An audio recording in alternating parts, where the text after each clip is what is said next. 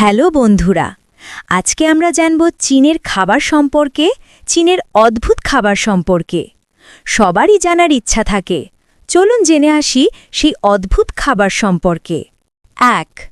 Chowmein. এটি চীনের সবচেয়ে পরিচিত খাবারগুলোর একটি। এটি হলো ভাজা নুডলস, যার সঙ্গে থাকে সবজি, ডিম, মুরগি, গরু বা চিংড়ির টুকরো। সয়া সস ও বিভিন্ন মশলা মিশিয়ে রান্না করা হয়।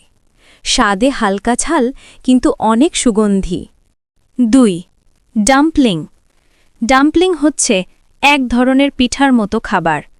পাতলা আটা দিয়ে তৈরি করা হয় ছোট ছোট পকেটের মতো খাবার। এর ভিতরে থাকে সবজি, মাংস বা চিংড়ির পুর। এগুলো সেদ্ধ, ভাজা বা স্টিম করা হয়। 3. হটপট। এটি একসাথে বসে খাওয়ার একটি ঐতিহ্যবাহী খাবার। টেবিলের মাঝে থাকে ফুটন্ত স্যুপ। সবাই নিজের পছন্দের কাঁচা মাংস, মাছ, সবজি ইত্যাদি তাতে ডুবিয়ে রান্না করে খায়। এটি বিশেষ করে শীতের সময় জনপ্রিয়। কুং পাও চিকেন। এটি এক ধরনের মশলাদার চিকেন ডিশ। মুরগির টুকরো, চীনাবাদাম, পেঁয়াজ, মরিচ ও সয়া সস দিয়ে রান্না করা হয়।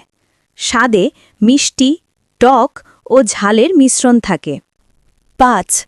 Fried rice. চীনের খুব জনপ্রিয় দৈনন্দিন খাবার।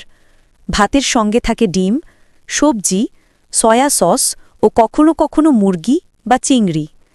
এটি সহজ কিন্তু অত্যন্ত সুস্বাদু। 6. Spring roll. এটি পাতলা ময়দার র্যাপে সবজি বা মাংসের পুর দিয়ে ভেজে বানানো হয়। এটি সাধারণত স্ন্যাক্স বা স্টার্টার হিসেবে খাওয়া হয়। চীনের খাবারে সয়া সস, আদা, রসুন, ভিনেগার, মরিচ ও তিলের তেল বেশি ব্যবহৃত হয়। তাদের খাবার সাধারণত রঙে উজ্জ্বল, গন্ধে তীব্র ও স্বাদে ভারসাম্যপূর্ণ হয়। মিষ্টি, টক, ঝাল ও লবণাক্ত সবই একসাথে।